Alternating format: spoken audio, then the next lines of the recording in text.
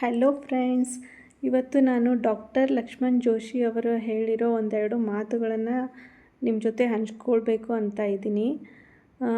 ಅವ್ರು ಹೇಳಿರೋ ಮಾತುಗಳು ಏನಾಗ್ಬಿಟ್ಟಿದೆ ಅಂದರೆ, ನನ್ನ ಲೈಫಲ್ಲಿ ನಾನು ಅಳವಡಿಸ್ಕೊಂಡು ಬಿಟ್ಟಿದ್ದೀನಿ. ಎಷ್ಟೊಂದು ಚೆನ್ನಾಗಿ ಅಳವಡಿಸಿಕೊಂಡಿದ್ದೀನಿ ಅಂದರೆ ಅದು ನನ್ನ ಡೈಲಿ ರುಟೀನ್ ಆಗಿಬಿಟ್ಟಿದೆ.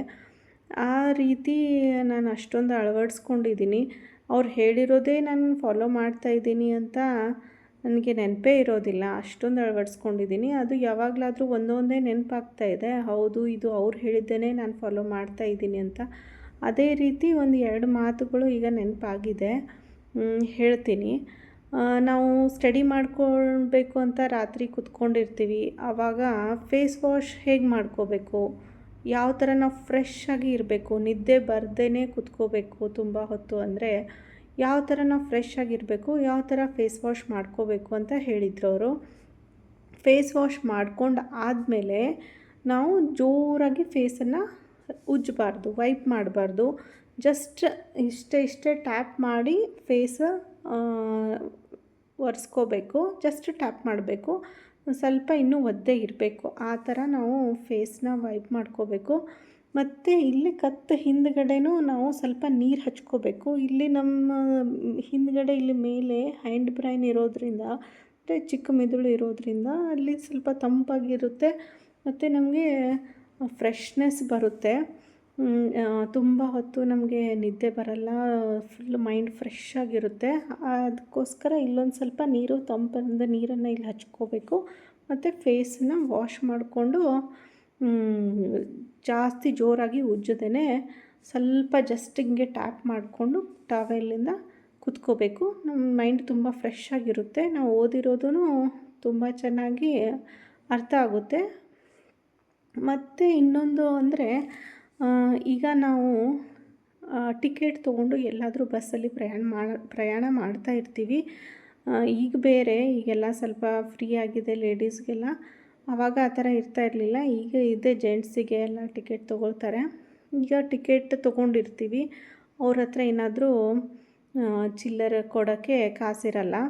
ಅವ್ರೇನು ಹೇಳ್ತಾರೆ, ಕಂಡಕ್ಟರ್, ನೀವು ಇಳಿಬೇಕಾದ್ರೆ ಇಸ್ಕೊಂಡು ಇಳೀರಿ ಅಂತ ಹೇಳಿರ್ತಾರೆ. ಆವಾಗ ನಾವು ಇಳಿಬೇಕಾದ್ರೆ ಹಾಗೆ ಹೋಗಿಬಿಟ್ಟಿರ್ತೀವಿ. ನಮಗೆ ಅದು ನೆನಪೇ ಇರೋದಿಲ್ಲ. ಇದು ಒಂದು ಜಸ್ಟ್ ಎಕ್ಸಾಂಪಲ್. ಈ ಎಕ್ಸಾಂಪಲ್ ಯಾಕೆ ಹೇಳ್ತಾ ಇದ್ದೀನಿ ಅಂದರೆ, ಇದರಿಂದ ನಾವು ಮತ್ತೆ ಬೇರೆ ಇದನ್ನೆಲ್ಲ ರೂಢಿಸ್ಕೋಬಹುದು. ಈಗ ಅವ್ರು ಹೇಳಿರ್ತಾರೆ, ನೀವು ಇಳಿಬೇಕಾದ್ರೆ ಕಾಸನ್ನು ಇಸ್ಕೊಂಡು ಇಳೀರಿ ಅಂತ. ನಮಗೆ ನೆನಪಾಗ್ದೇ ಹೋಗಿರ್ತೀವಿ. ಅದನ್ನು ನಾವು ನೆನಪಿಟ್ಕೋಬೇಕಾದ್ರೆ ಏನು ಮಾಡಬೇಕು, ಜಸ್ಟ್ ಒಂದು ಮೈಂಡಲ್ಲಿ ಕಣ್ಣು ಮುಚ್ಕೊಂಡು ಪಿಕ್ಚರ್ ಥರ ಮಾಡ್ಕೋಬೇಕು. ಓಕೆ, ಈಗ ನಮ್ಮ ಸ್ಟಾಪ್ ಬಂದಿದೆ, ನಾವು ಇಳಿತಾ ಇದ್ದೀವಿ. ಆವಾಗ ಅವ್ರ ಹತ್ರ ಇಷ್ಟೊಂದು ಚೇಂಜ್ ಇತ್ತು ನಿಮ್ಮ ಕಡೆ, ನಮ್ಮದು ಅದು ಕೊಡಿ ಅಂತ ಎಲ್ಲನೂ ನೀಟಾಗಿ ಹಿಂಗೆ ಸ್ಟೆಪ್ ಹತ್ರ ಹೋಗ್ತಾ ಇದ್ದೀವಿ.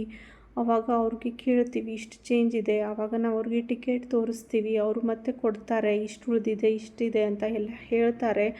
ಆಮೇಲೆ ನಾವು ಇಸ್ಕೊಂಡು ಕೆಳಗಡೆ ಇಳಿತೀವಿ. ಅದನ್ನು ಇಸ್ಕೊಂಡಿರೋದು ನಮ್ಮ ಬ್ಯಾಗಲ್ಲಿ ಹಾಕ್ತೀವಿ. ಆ ಥರ ಫುಲ್ಲು ಡಿಟೇಲ್ ಆಗಿರೋ ಪಿಕ್ಚರನ್ನು ಮೈಂಡಲ್ಲಿ ನಾವು ಮಾಡ್ಕೋಬೇಕು. ಮೈಂಡಲ್ಲಿ ಮಾಡಿಕೊಂಡು ಸುಮ್ಮನೆ ಇದ್ಬಿಡಬೇಕು.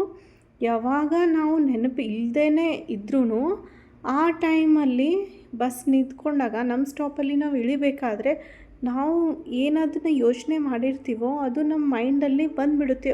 ಈ ಥರ ಒಂದು ಸರಿ ಆಗಿತ್ತಲ್ವ, ಇದೇ ಅದು, ನಾನು ಇಸ್ಕೋಬೇಕು ಇವ್ರ ಹತ್ರ ಅಂತ ನೆನಪಾಗುತ್ತೆ. ಆವಾಗ ನಾವು ಮರೀದೇ ಇಸ್ಕೊಂಡೇ ಇಳಿತೀವಿ. ಇದು ಒಂದು ಎಕ್ಸಾಂಪಲ್. ಯಾಕೆ ಎಕ್ಸಾಂಪಲ್ ಹೇಳಿದರು ಆ ಸರ್ ಅಂದರೆ, ಎವ್ರಿ ಟೈಮ್ ಏನೋ ಒಂದು ನೆನಪಿಟ್ಕೋಬೇಕಾಗಿದೆ ನಮಗೆ. ಏನೋ ಒಂದು ವಸ್ತು ಇಟ್ಟಿದ್ದೀವಿ, ಇದನ್ನು ಹೋಗಬೇಕಾದ್ರೆ ಕೆಳಗಡೆ ಹೊರಗಡೆ ಅದನ್ನು ತೊಗೊಂಡು ಹೋಗಬೇಕು.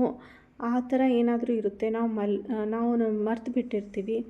ಆವಾಗ ಈ ಥರ ಡಿಟೇಲ್ಡ್ ಆಗಿರೋ ಪಿಕ್ಚರನ್ನು ನಮ್ಮ ಮೈಂಡಲ್ಲಿ ಮಾಡಿಕೊಂಡ್ರೆ ಕರೆಕ್ಟಾಗಿ ಆ ಟೈಮಲ್ಲಿ ಅದು ನೆನಪಾಗುತ್ತೆ. ಮತ್ತು ಯಾವುದಾದ್ರೂ ವಸ್ತುನ ಇಡ್ತಾ ಇದ್ದೀವಿ, ಅದನ್ನು ನಾವು ಮರಿತೀವಿ. ಅದು ಮರಿಬಾರ್ದು ಅಂದರೆ ಅದನ್ನು ಯಾವುದಕ್ಕಾದ್ರೂ ಒಂದು ಕೋರಿಲೇಟ್ ಮಾಡಿಕೊಂಡು, ಈ ವಸ್ತು ನನಗೆ ನೆಕ್ಸ್ಟ್ ಟೈಮ್ ಬೇಕಾದರೆ, ಈ ಕೆಲಸಕ್ಕೆ ಬೇಕಾದರೆ ಇದು ಇಲ್ಲೇ ಇರುತ್ತೆ ಆವಾಗ ನಾನು ಯೂಸ್ ಮಾಡ್ತೀನಿ ಆ ಥರ ನಾವು ಮೈಂಡಲ್ಲಿ ಅಂದ್ಕೊಂಡು ಆ ಪ್ಲೇಸನ್ನು ಅಂದ್ಕೊಂಡು ಬಿಟ್ಬಿಟ್ರೆ ಕರೆಕ್ಟ್ ಟೈಮಲ್ಲಿ ನಮಗದು ನೆನಪಾಗುತ್ತೆ. ಆ ಥರ ಕೋರಿಲೇಟ್ ಮಾಡಿಕೊಂಡು ಪಿಕ್ಚರ್ ಥರ ಮಾಡಿಕೊಂಡು ನೆನಪಿಡೋದನ್ನು ಅವರು ಉದಾಹರಣೆಯನ್ನು ಕೊಟ್ಟು ಆ ಥರ ಕಲಿಸ್ಕೊಟ್ಟಿದ್ರು.